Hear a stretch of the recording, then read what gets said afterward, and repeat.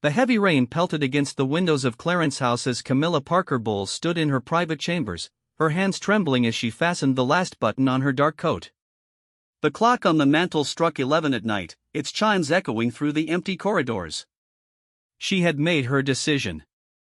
After months of enduring whispered conversations that stopped when she entered rooms, cold stares from staff members, and the overwhelming pressure of royal life, she could take no more.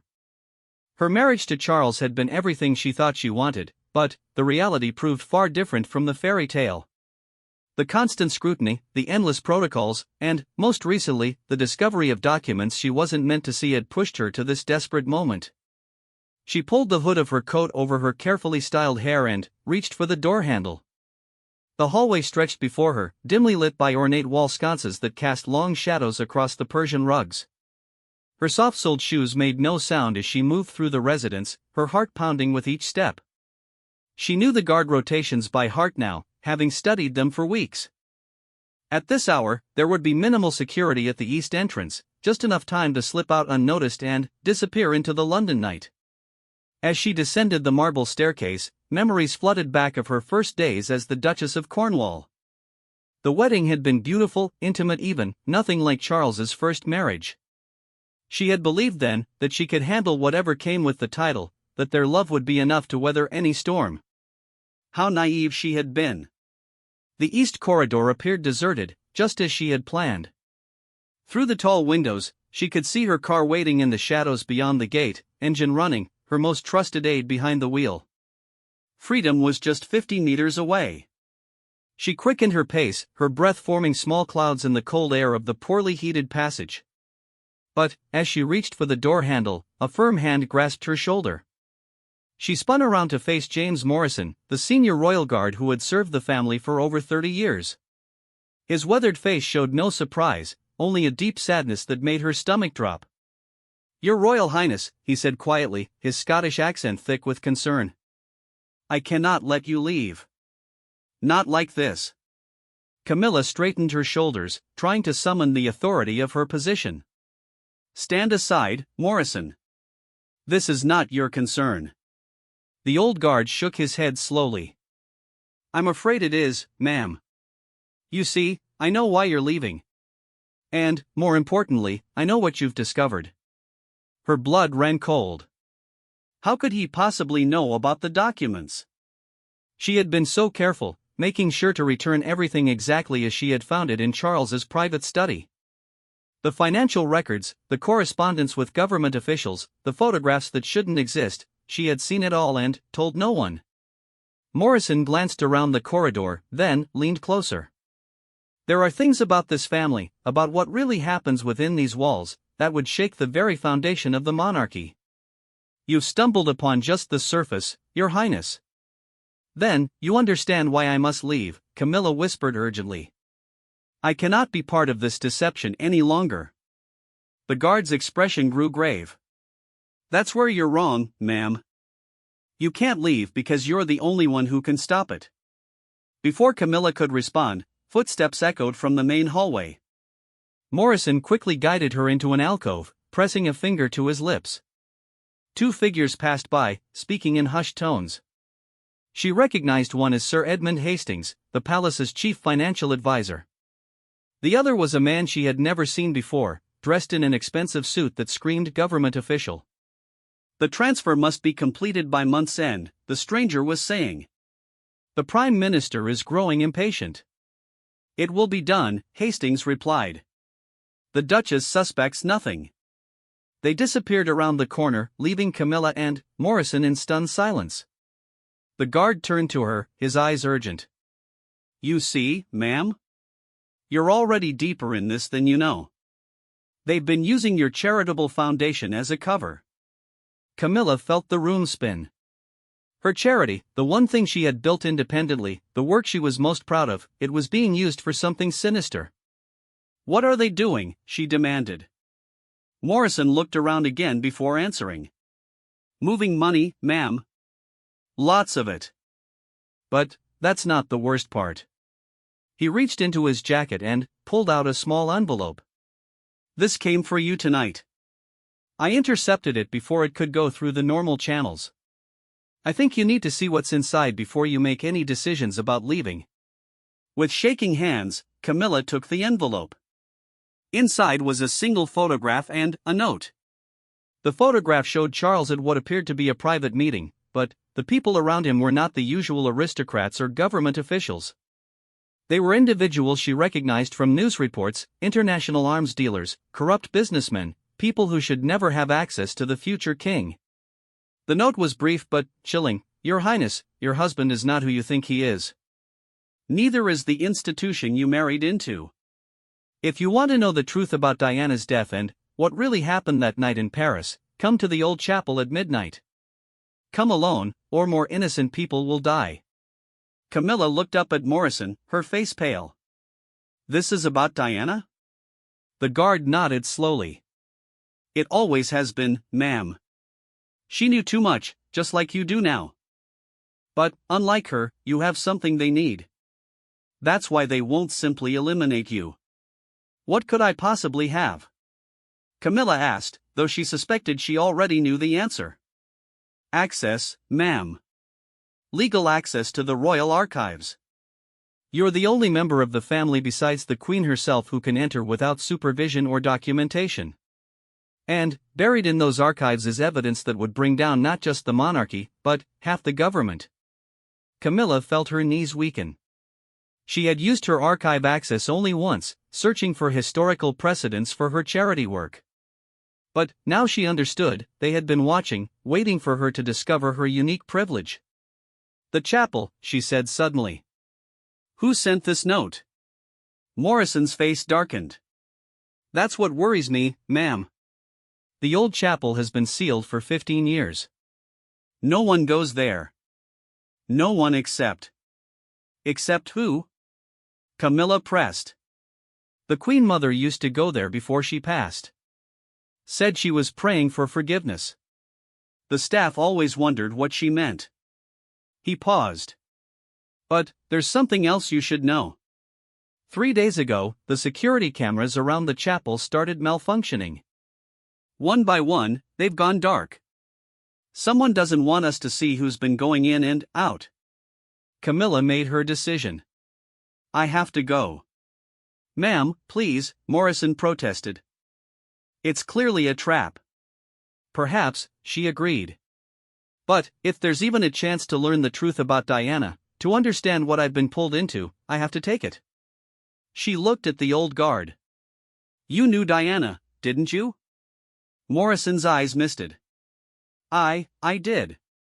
She was kind to everyone, even crusty old guards like me. The night she died.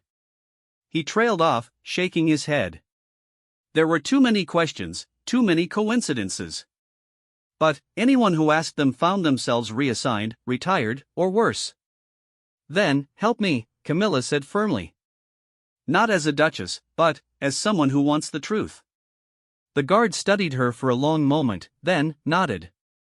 There's a passage from here to the chapel. It's not on any official plans. The Queen Mother showed it to me years ago, made me swear never to reveal it. But, I think she'd understand. He led her through a series of turns she had never noticed before, pressing hidden panels that revealed narrow corridors between the walls. The passages were clean but ancient, lit by small emergency lights that cast eerie shadows. As they walked, Morrison spoke quietly. After Diana's death, there was a purge in the household. Anyone who asked questions was removed. But, a few of us remained, keeping our heads down, watching, waiting. We knew this day would come when someone else would stumble upon the truth. They emerged in a small antechamber connected to the chapel. Through a crack in the door, Camilla could see flickering candlelight. Someone was already there, waiting. Morrison checked his watch, 5 minutes until midnight. I'll wait here, he said. If you're not back in 30 minutes, I'm coming in. Camilla squeezed his hand gratefully, then pushed open the heavy door. The chapel was smaller than she remembered, with stone walls that seemed to press in from all sides. At the altar, a figure in a dark cloak stood with their back to her. Your Royal Highness, the figure said without turning. The voice was female, cultured, and strangely familiar. I wondered if you would come. Who are you? Camilla demanded, her voice echoing in the empty space.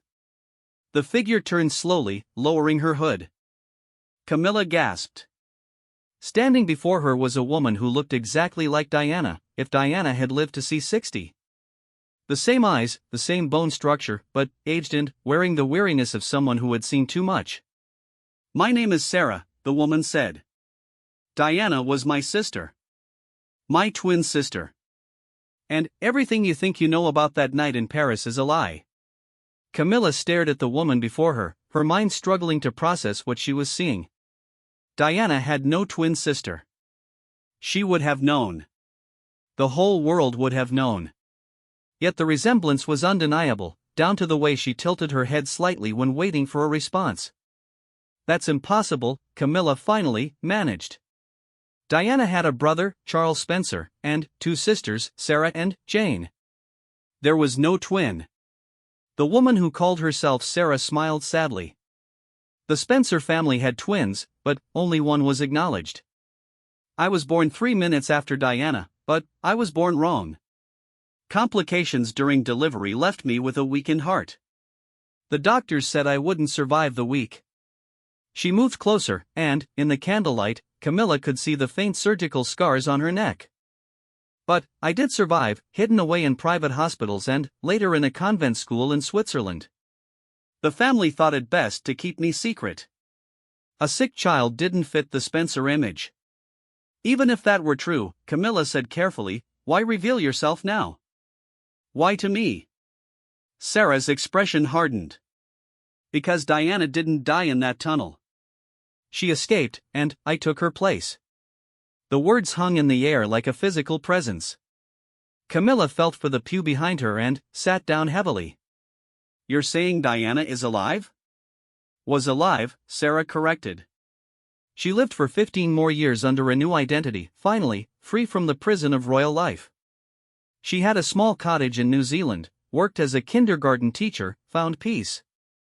She died 5 years ago from the heart condition that should have killed me as a baby. Ironic, really.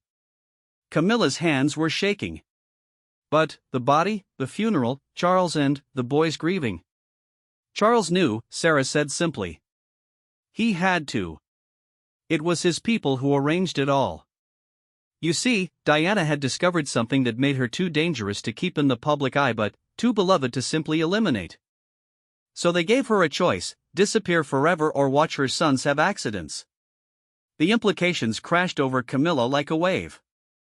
Her husband had been part of an elaborate deception, had grieved publicly for a woman he knew was alive, had let his sons believe their mother was dead. What did Diana discover? Sarah walked to a worn stone bench and sat down, gesturing for Camilla to join her. The same thing you've started to uncover. The royal family isn't just a constitutional monarchy. They're the financial backbone of a shadow network that controls more than half the world's defense contracts. Every war, every conflict, every arms deal that happens globally, they take a percentage. It's been going on for over a century. That's absurd, Camilla protested, but even as she said it, she thought of the documents she'd found, the mysterious transfers, the meetings with people who shouldn't have access to the palace. Is it? Sarah challenged. Think about it. How does a family with no actual political power maintain such vast wealth? Why do prime ministers and presidents still bow to them? It's not tradition, Camilla. It's business. And Diana was going to expose it all. Sarah reached into her bag and pulled out a thick folder. She left this with me before the switch. Copies of everything she'd gathered. Bank records, photographs, recorded conversations. She was planning to go public after the divorce was finalized, but they found out. Camilla took the folder with trembling hands. Inside were documents that made what she'd discovered look like child's play. Offshore accounts in the billions, arms shipments authorized with royal seals, photographs of private meetings between royals and warlords. One document caught her eye, a financial transfer dated just 2 days before Diana's supposed death, moving £50 million to a Swiss account labeled only Paris operation. My God, she breathed. This is treason? Criminal? Evil? Sarah supplied. Yes, all of the above. And, your husband is now the heir to this empire of blood money. Camilla looked up sharply. Charles wouldn't, he's not capable of this level of deception. Sarah's laugh was bitter.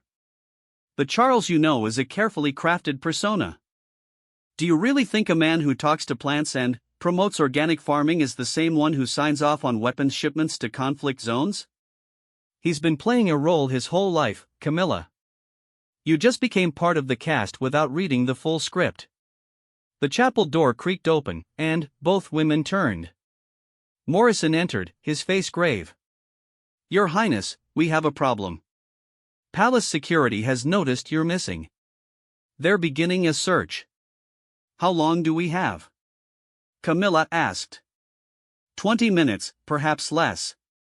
Sarah stood quickly. Then, we need to move fast. Camilla, there's more you need to know. The Queen's health is failing faster than the public realizes. When she dies, Charles becomes king, and, with that comes access to the Crown Estate's special accounts, the ones that fund all of this. But, there's a provision in the royal charter that could stop it. What provision? Camilla asked, standing as well. The spouse of the heir can invoke a conscience clause, demanding a full financial audit before the succession. It was put in place after Edward VIII's abdication, to prevent future scandals. But, it's never been used because no spouse has ever known it existed. Except Diana found it, and, now you know. Morrison spoke urgently. Ma'am, if you're going to act, it must be soon. Once they find you here, they'll know you've been in contact with whoever this is. He looked at Sarah with suspicious eyes. Sarah met his gaze steadily. James Morrison. You were on duty the night Diana left for Paris. You saw her get in the car.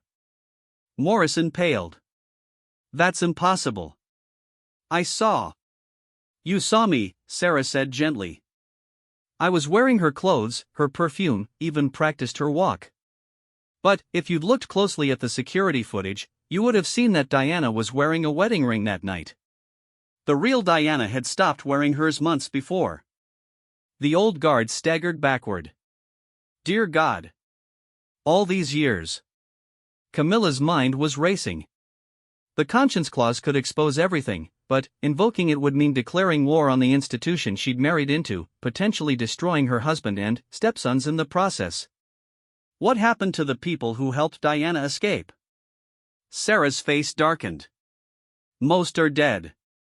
Heart attacks, car accidents, sudden illnesses. All very tragic, all very convenient. I've survived because officially I don't exist. The moment I show my face publicly, I'll have a target on my back. Then, why risk meeting me? Camilla asked. Because Diana made me promise, Sarah said, her voice breaking slightly. She said one day another woman would find herself in the same position, faced with the same terrible knowledge. She made me swear to give that woman what she never had, a choice and the truth. Morrison checked his watch again. 15 minutes, ma'am. Camilla turned back to Sarah. If I invoke this conscience clause, what happens? External auditors come in, the financial records are examined by an independent committee. The shadow network loses its funding source. The arms dealing, the warmongering, it all stops. But, Sarah warned, the family will fight back. They'll destroy you, claim you're mentally unstable, possibly even arrange an accident. Like they did with Diana? Camilla asked. Diana chose to run. You're talking about standing and fighting. That's far more dangerous. The sound of distant voices echoed through the passage Morrison had used. The search was getting closer. Camilla made her decision. What do I need to do? Sarah smiled, the first genuine smile Camilla had seen from her. First, you need to secure the evidence. There's more hidden in the royal archives, in a section marked Queen Mother's personal collection. She knew everything and documented it all, but guilt kept her silent. Second, you need allies. Not everyone in the family is part of this. William has his mother's conscience. He's been kept in the dark, but, if presented with evidence, William would never believe his father capable of this, Camilla protested. He already suspects, Sarah said. Why do you think he's kept his own family at arm's length from royal duties? He's protecting them. Morrison interrupted urgently. They're in the main passage. We have to go now. Sarah pressed a small drive into Camilla's hand. Everything Diana collected is on here. Back it up, hide copies, trust no one completely. She pulled her hood back up. I'll leave through the old crypt entrance. Camilla, once you start this, there's no going back. Are you certain? Camilla thought of all the charity events she'd attended, shaking hands with people struggling to make ends meet while she lived in palaces funded by blood money. She thought of Diana, forced to abandon her children to save their lives. She thought of the future, of what kind of world she'd be leaving behind if she stayed silent. I'm certain, she said firmly. Sarah nodded and disappeared through a side door Camilla hadn't even noticed. Morrison grabbed her arm. This way, ma'am. I know another route. They plunged into a different passage, this one danker and older. As they hurried through the darkness, Morrison spoke rapidly. If you're really going to do this, you need to know there are others like me. Staff who've kept quiet but never forgot. We call ourselves Diana's Guard. We've been waiting for someone with the courage to act. They emerged in the wine cellar, dusty bottles stretching in all directions. Morrison quickly mussed Camilla's hair and splashed some wine on her coat. You've been drinking, ma'am. Overwhelmed by the pressure. You needed some time alone. That's your story. Camilla nodded, tucking the drive deep in her pocket. As they climbed the cellar stairs, she could hear Charles's voice, tight with worry and something else, fear. Camilla! There you are! He rushed to her as she appeared, pulling her into an embrace that felt more like a restraint. We were so worried. Where have you been? She let herself sway slightly, playing the role Morrison had suggested. I'm sorry, darling. I needed some air. The wine cellar was quiet, and I may have had a bit more than I should. Charles studied her face carefully, and, for a moment she saw something cold flicker in his eyes. Then, it was gone, replaced by concern. Come, let's get you to bed. You've had a trying day. As he led her away, Camilla caught Morrison's eye. The old guard gave an almost imperceptible nod. The game had begun. Over the next few days, Camilla played her part perfectly. She attended functions, smiled for cameras, and gave no indication of the knowledge burning inside her. But, at night, while Charles slept, she studied the files on Sarah's drive. Each document was more damning than the last. Arms shipments to dictators, financial support for coups, even evidence of royal involvement in drug trafficking to fund black operations. She also began her careful forays into the royal archives. The Queen Mother's collection was exactly where Sarah had said, hidden behind decades of tax records. What she found there made her blood run cold. Detailed records going back to World War I, showing how the royal family had profited from every major conflict, playing both sides, always ensuring their wealth grew regardless of who won or lost. One document in particular stood out, a confession written by the Queen Mother herself, meant to be opened only after her death.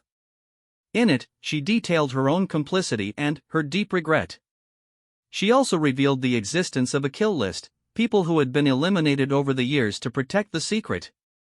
Diana's name had been added in 1996, with a question mark beside it. A week after the chapel meeting, Camilla made her first move. She arranged a private lunch with William, choosing a public restaurant where any accident would be difficult to arrange. I need to show you something, she said once they were seated in a corner booth, security at a discreet distance. She slid a single photograph across the table, one showing Charles meeting with an arms dealer the week before Diana's death. William's face went white. Where did you get this? Your mother left it for me, Camilla said quietly.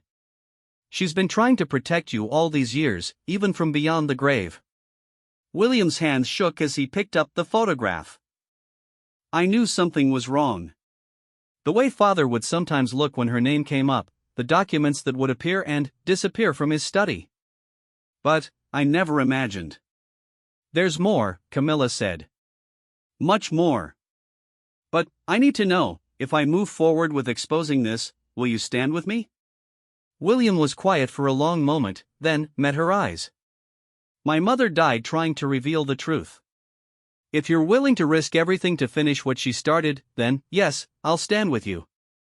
As they left the restaurant, Camilla noticed a black car following them. The shadow network had noticed her moves. She thought of Sarah's warning about accidents and heart attacks. But she also thought of Diana, forced to live a lie for 15 years, dying in exile instead of with her sons. That night, she found Charles in his study, the same room where she'd first discovered the documents that started this journey. He looked up as she entered, and she saw he knew. Somehow, he knew everything. I've been expecting this conversation, he said quietly. Sarah contacted you, didn't she? Camilla's composure finally cracked. You knew Diana was alive? You let your sons mourn a lie? Charles's face crumpled. It was the only way to save her. They would have killed her, Camilla. Just like they killed anyone who threatened the system. At least this way, she had 15 years of freedom. And, you? Camilla demanded. Are you part of this willingly, or are you another prisoner? Charles laughed bitterly. We're all prisoners. Born into it, raised for it, trapped by it. Do you think I wanted this? I wanted to be a farmer, to make the world greener, cleaner. Instead, I'm heir to an empire built on blood and bullets. Then, help me end it, Camilla urged. We can use the conscience clause, expose everything. Charles shook his head. You don't understand the forces arrayed against us. It's not just the family. It's governments, intelligence agencies, criminal organizations. The moment you invoke that clause, we're all dead. Then, we die for something worthwhile, Camilla said fiercely. Instead of living as accomplices to murder. Charles stood and walked to the window, looking out at the lights of London. Diana said the same thing. Look how that ended. She survived, Camilla reminded him. She got out. At what cost? Charles turned back to her, tears streaming down his face. She never saw her boys grow up. Never held her grandchildren. Is that the life you want? Before Camilla could answer, the study door burst open. Sir Edmund Hastings entered, flanked by two men in dark suits. Your Royal Highness, he addressed Charles, ignoring Camilla entirely. We have a situation. The Duchess has been accessing restricted areas of the archives. Charles straightened, the grieving husband replaced by the royal heir. I'll handle my wife, Edmund. I'm afraid it's beyond that now, Hastings said coldly. He produced a medical form. The Duchess is clearly suffering from a nervous breakdown. These doctors are here to help. Camilla backed away. You can't do this. Actually, we can, Hastings smiled thinly. Your husband has already signed the commitment papers. Temporary, of course. Just until you're feeling more yourself. Camilla looked at Charles in horror. He couldn't meet her eyes. I'm sorry, he whispered. It's the only way to keep you safe. As the men advanced on her, Camilla reached for her phone, but one of them was faster, knocking it from her hand. She fought as they grabbed her arms, screaming for help that wouldn't come. The last thing she saw before the needle pierced her arm was Morrison appearing in the doorway, William beside him. Stop! William commanded. Let her go. But the drug was already taking effect. As darkness closed in, Camilla heard Hastings say, Your Highness, your stepmother is ill. We're taking her somewhere she can get help. The hell you are, William's voice was steel. I invoke my right as heir secondary to demand an immediate royal council. And, Hastings? You're fired. The last thing Camilla heard before unconsciousness took her was the sound of a struggle and Morrison's voice, Diana's guard stands with the prince. Consciousness returned slowly, like surfacing from deep water. Camilla's eyes fluttered open to find herself in an unfamiliar room. The walls were white, too white, and the windows had bars. A private psychiatric facility, she realized with growing horror. They'd actually done it. She tried to sit up but found her wrists were in soft restraints. Her mouth was dry, her thoughts foggy from whatever drugs they'd given her. How long had she been here?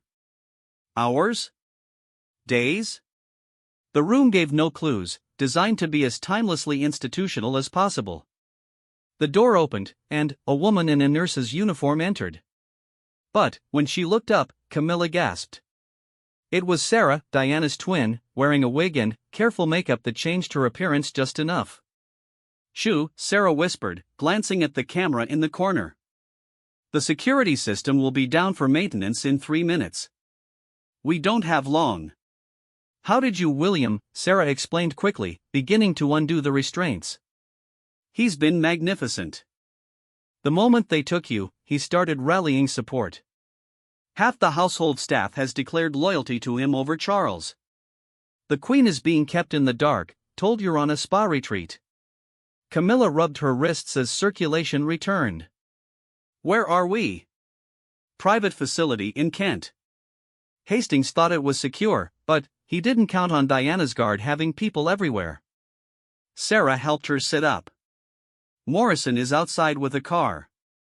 William is at the palace, keeping Charles and Hastings occupied with legal challenges. But we need to move now. Can you walk?" Camilla swung her legs off the bed, testing her strength. The drugs were wearing off, leaving her shaky but determined. "What's the plan?" Sarah handed her a simple dress and shoes. "We get you to the House of Lords. Lord Chancellor Phillips is expecting you. If you can present your evidence to him directly, he can invoke an emergency session. The conscience clause can only be triggered in front of witnesses, and the Lords are the only body that can overrule the king's prerogative." As Camilla changed clothes, Sarah continued. "William's been brilliant. He's frozen the shadow accounts using his own royal authority, claiming financial irregularity. Hastings is scrambling, Charles is panicking, and the network is in chaos. But they'll regroup soon." The camera's red light went dark. Sarah opened the door to reveal Morrison in a doctor's coat, pushing a wheelchair. "Your chariot awaits, Your Highness." They moved quickly through corridors that Sarah seemed to know by heart.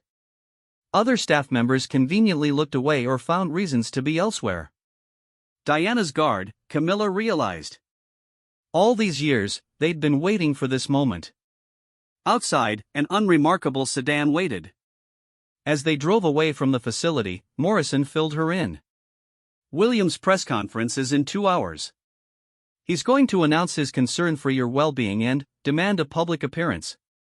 It'll force their hand." "What about Charles?" Camilla asked, surprising herself with the concern in her voice despite everything. "Lost," Morrison said grimly.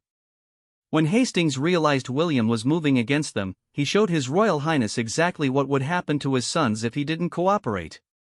Charles broke completely. He's been sedated since yesterday. Camilla felt a pang of sympathy.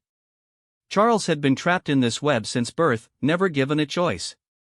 But then, she thought of Diana, exiled for 15 years, and her sympathy evaporated.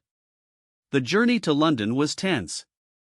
Twice they had to change vehicles, and once they hid in a service station while police cars raced past. The network was looking for her, but William's people were one step ahead. As they entered the city, Sarah handed Camilla a thick folder. The original documents from the Queen Mother's collection. Morrison smuggled them out. "This is your proof." Camilla flipped through pages dating back decades.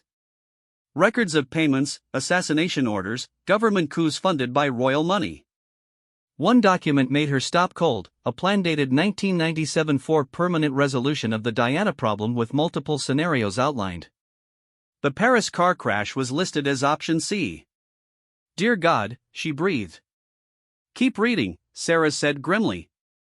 The next page showed bank transfers to the driver of Diana's car, Henri Paul.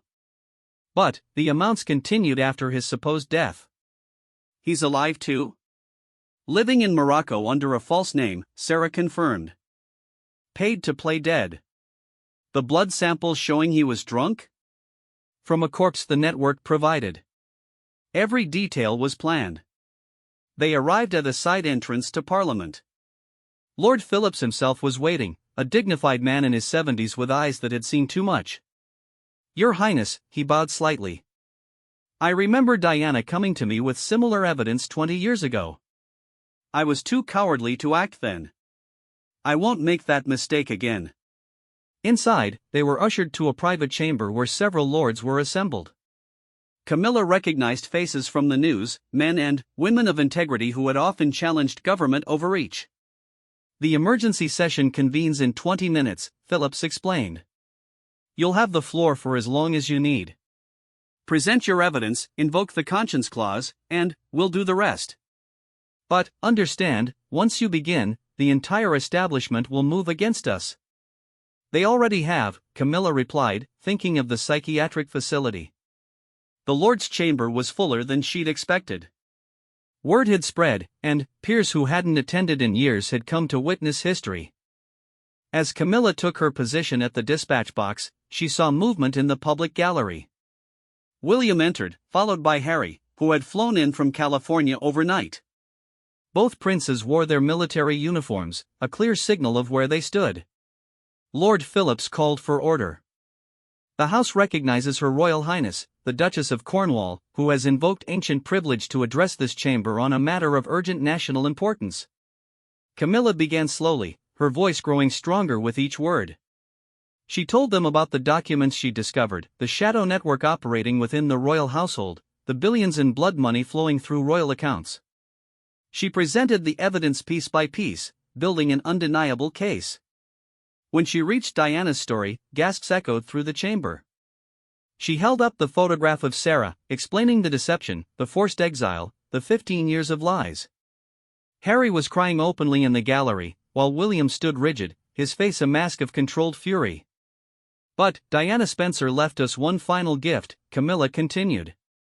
She discovered the conscience clause, buried in royal law since 1936. As the legal spouse of the heir to the throne, I invoke that clause now. I demand a full investigation into the Crown Estate's finances, going back 50 years. I demand accountability for crimes committed in the monarch's name. And I demand an end to the shadow network that has corrupted our institutions.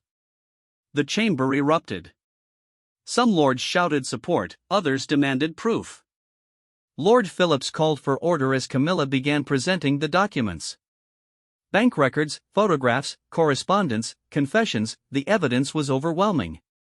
She was midway through explaining a particularly complex financial scheme when the main doors burst open. Sir Edmund Hastings entered, flanked by royal guards. This session is illegal, he declared. The Duchess is mentally incompetent, declared so by royal physicians. Nothing she says can be considered valid. I think not, a clear voice rang out. Everyone turned to see the Queen herself, helped by her personal staff but standing on her own power. The chamber fell silent. Your Majesty, Hastings stammered. You should be resting. I've rested long enough, the Queen said sharply. 96 years of resting while evil flourished in my house. She looked directly at Camilla. Continue, my dear. It's time the truth was told. With the Queen's backing, Hastings had no power. He was escorted out as Camilla resumed her presentation. When she finished, the Queen asked to speak. My lords and ladies, the monarch began, her voice carrying the weight of decades. What the Duchess has told you is true. All of it. I have been complicit through my silence, telling myself it was for the greater good, for stability, for the realm. But I was a coward. She looked up at her grandsons. Diana tried to tell me. She came to me before Paris, begged me to act. I told her to think of her boys, to stay quiet. Her blood is on my hands. The Queen reached into her handbag and pulled out a sealed envelope. This is my confession, written 10 years ago when the guilt became unbearable. It names names, details operations, exposes everyone involved. I plan to have it released after my death, but the Duchess has shown more courage than I ever did. The time for truth is now. Lord Phillips took the envelope with shaking hands. As he opened it, the Queen continued. I hereby dissolve the current household and call for a full parliamentary inquiry. Furthermore, I posthumously pardon Diana, Princess of Wales, for any alleged breaches of royal protocol or law. She was a hero, and history will remember her as such. The chamber was in chaos. Some peers were on their phones, calling journalists.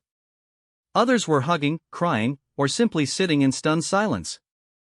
Through it all, Camilla stood at the dispatch box, finally, understanding the weight Diana had carried. William and Harry had made their way down from the gallery. They embraced their stepmother, tears flowing freely. Thank you, William whispered. You've given us our mother back. But the victory was short-lived. Within hours, the establishment struck back. Government computers were hacked, evidence disappeared, and key witnesses began retracting statements. 3 members of Diana's guard died in separate accidents within 24 hours. Camilla, now under constant protection, watched from a safe house as the news unfolded. The media was in civil war, with some outlets revealing decades of suppressed stories while others denounced the entire affair as conspiracy theories. International governments demanded explanations for arms deals exposed in the documents. Charles had been hospitalized, reportedly catatonic since learning the full extent of the network's crimes. Hastings had fled the country, but not before emptying several shadow accounts. The royal family was in free fall. On the 3rd day, Sarah visited the safe house. She looked exhausted but oddly peaceful.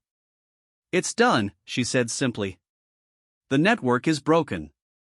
They'll try to rebuild, but too many people know now. The secret is out. What will you do now? Camilla asked. Disappear again, Sarah smiled sadly. I was never meant to exist. But maybe I'll write a book. The princess who lived has a nice ring to it. That evening, William arrived with news. Parliament had voted to strip the monarchy of its financial autonomy, placing all royal accounts under government oversight. The shadow network's assets were being frozen globally. And, most importantly, a full inquiry into Diana's death had been ordered. There's one more thing, William said, producing a letter. This came through diplomatic channels. It's addressed to you. Camilla recognized the handwriting immediately. Charles, writing from his hospital bed. With trembling hands, she opened it. My dearest Camilla, it read. I am told I tried to have you committed. I am told I was part of monstrous crimes. I remember none of it, as if 2 people have lived in my body all these years. The doctors say it's a form of dissociation, a way of coping with unbearable knowledge. Perhaps that's true. Or perhaps I'm simply a coward looking for excuses. You did what I never could, stood up to the machine that made us. You saved my sons from becoming what I became. For that, I am forever grateful. I don't ask for forgiveness, only that you know that somewhere inside the monster, the man who loved you still exists. The doctors say I may never fully recover. Perhaps that's fitting. But, if I do, I promise to spend whatever time remains to me supporting the truth you've revealed. Diana would be proud of you. I know I am. All my love, Charles. Camilla wiped away tears. Despite everything, she had loved him once. Maybe she still did, the man trapped beneath the monster. Weeks passed. The inquiry expanded, reaching into corners of government and business. More evidence emerged. Diana had built a network of her own over the years, people who had been gathering proof, waiting for someone brave enough to use it. Her exile hadn't been passive, she'd been planning for this day. The royal family, what remained of it, was transformed. William announced major reforms, including transparency measures and the abolition of many archaic privileges. The monarchy would survive, but, as a truly constitutional institution, stripped of its shadow power. Camilla found herself at the center of it all, testifying before committees, working with investigators, slowly dismantling the network piece by piece. It was exhausting, dangerous work. 2 assassination attempts were thwarted, and she lived under constant guard. One evening, as she reviewed documents in her secure office, Morrison knocked. "You have a visitor, ma'am. Says it's important." She looked up to see a young woman, perhaps 30, with kind eyes and a familiar smile. "Your Highness," the woman said softly. "My name is Hope. I'm Diana's daughter." Camilla's world tilted. "That's impossible." Hope smiled sadly. "My mother had me in New Zealand 3 years after her death. I was raised by adoptive parents, told my birth mother died in childbirth. I only learned the truth when she actually died 5 years ago. She left me letters, told me everything. And she told me that one day, a brave woman would expose the truth. She said I should find that woman and thank her." They talked through the night. Hope had Diana's compassion, her way of tilting her head when listening. She'd become a doctor, dedicated to helping others, living the quiet life her mother had found in exile. She had no interest in claiming any royal connection, wanted no part of the life that had destroyed her mother. She just wanted to meet the woman who had given Diana justice. As dawn broke, Hope prepared to leave. "I'm going back to New Zealand," she said. "Back to my life, my work. But I wanted you to know that somewhere in the world, Diana's legacy lives on in more than just memory." "Will you stay in touch?" Camilla asked. Hope smiled, pure Diana in that moment. "Perhaps. Or perhaps it's better if I remain what my mother chose to be, free." After she left, Camilla stood at the window, watching London wake up. The city looked the same, but everything had changed. The shadows that had ruled for so long were retreating, exposed to the harsh light of truth. Her phone rang. William, calling with updates from the inquiry. More revelations, more arrests, more of the network unraveling. There was still so much work to do, so many battles to fight. But, for the first time in months, Camilla felt hope. She thought of Diana, finally, vindicated. Of Sarah, free to exist without hiding. Of Charles, broken but, finally, honest. Of William and Harry, liberated from their father's terrible legacy. Of all the Diana's guards who had kept faith for so long. And, she thought of herself, a woman who had married into a fairy tale only to discover it was a nightmare, who had chosen truth over comfort, justice over security. She had lost her marriage, her position, her old life. But, she had gained something far more valuable, the knowledge that one person, armed with truth and courage, could bring down an empire of lies. The sun climbed higher, burning away the morning mist. Somewhere, in a small cottage in Switzerland, Sarah was probably tending her garden. In New Zealand, Hope was healing patients. In royal palaces, the work of transformation continued. And, in a psychiatric hospital, Charles was slowly remembering who he used to be before the crown crushed his soul. The phone rang again. More witnesses coming forward, more evidence discovered. Camilla smiled grimly and got back to work. The war wasn't over, might never truly be over. But, the battle for truth had been won. Diana had started it, Camilla had finished it, and the world would never be the same.